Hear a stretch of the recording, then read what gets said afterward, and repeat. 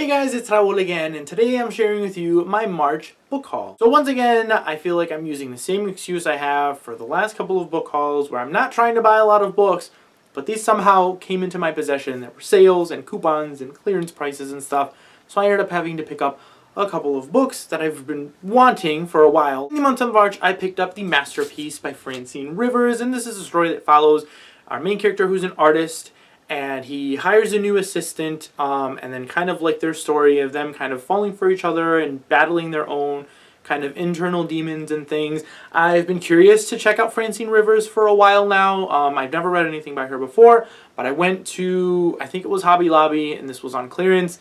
So I had to pick it up because I've been wanting to check something out by her for a while, and this was kind of on my radar. It's been on my wish list for a while, and yes, I haven't really heard anybody talk about it, but I want to check it out and see what this is, and probably end up reading it for my real life book club that I failed to do. But yes, we'll most likely start back up this summer, so we will see if I ended up actually reading this summer or not. But now I have it, and I'm excited to check out things by Francine Rivers because I've actually heard really good things about some of her other books. Then I picked up one of my most anticipated reads for 2019, and that is When the Sky Fell in Splendor by Emily Henry. This is supposed to be kind of a mashup of The Scorpion King and Stranger Things, from what I've heard. Yes, if I'm not mistaken. And it follows kind of this group of kids in this small town, and there are supposedly these aliens that are invading.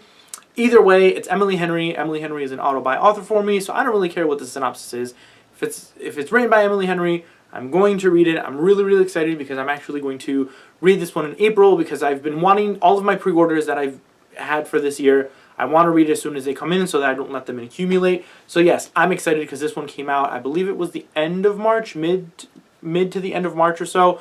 So definitely going to read this one in April, so you guys will hear my thoughts during my April wrap-up. And the next 3 books I saw were on Book Outlet. They're all part of a trilogy that I've been wanting to read for a while now, and that is the 1000th Floor Trilogy by Katharine McGee. The first one being The 1000th Floor, the next one being The Dazzling Heights, and the last one being The Towering Sky. This trilogy I've heard being described as kind of like a dystopian, futuristic Gossip Girl, which that alone definitely interests me in reading because I loved Gossip Girl when it was on. I really enjoyed that show, and I like this kind of, premise. People live in these kind of giant skyscrapers, and the higher you live in the skyscrapers, the more successful and more wealthy you are, and someone from the 1000th floor, I guess, falls in love with someone from one of the bottom floors, so it's, this forbidden love kind of cliche that's going on.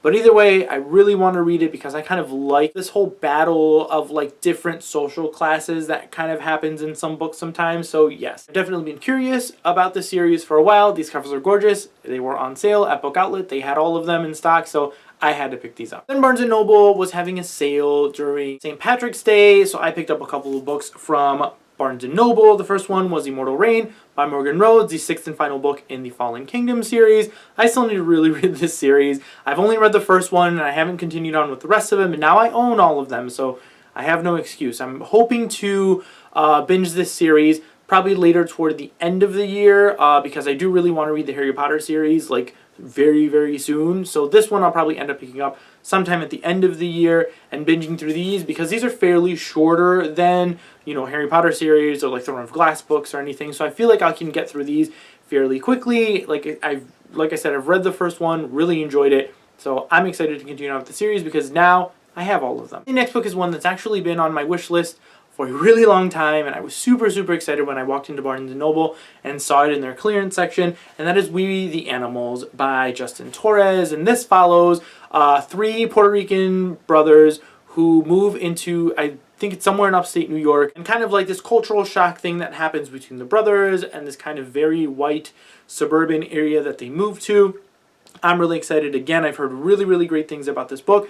I've been wanting this for a really long time, so I was just I had to grab it as soon as I saw it. And then this is a very short book, so let's see, maybe I can get to it in April or not. I mean, I kind of have an idea of what I want to read in April, so if for some reason I end up having time, I will definitely pick this one up because it is a quick book, a short book, and one that I'm really excited to read, so I need to read this one a lot sooner than later because I've been wanting to read it for a really long time at this point. And the last book I picked up at Barnes & Noble was I See You by Claire McIntosh. This is an adult mystery thriller because, again, I love adult mystery thrillers. And the only thing I needed to read about this book was that first sentence in the back that says it all started during her commute home one night. I mean, I feel like a lot of really good adult mystery thrillers start with that premise, and I was just, again, saw it. It was on clearance. I read that first line and was like, yes, you're coming home with me. I've never read anything by Claire McIntosh before. I honestly have never really heard about this author, but adult mystery thrillers are my favorite genre, and this is one that just sounded interesting to me and had to end up picking it up. Hopefully I will get to it some point this year, maybe sometime during Halloween. We'll see what happens, fall time or so.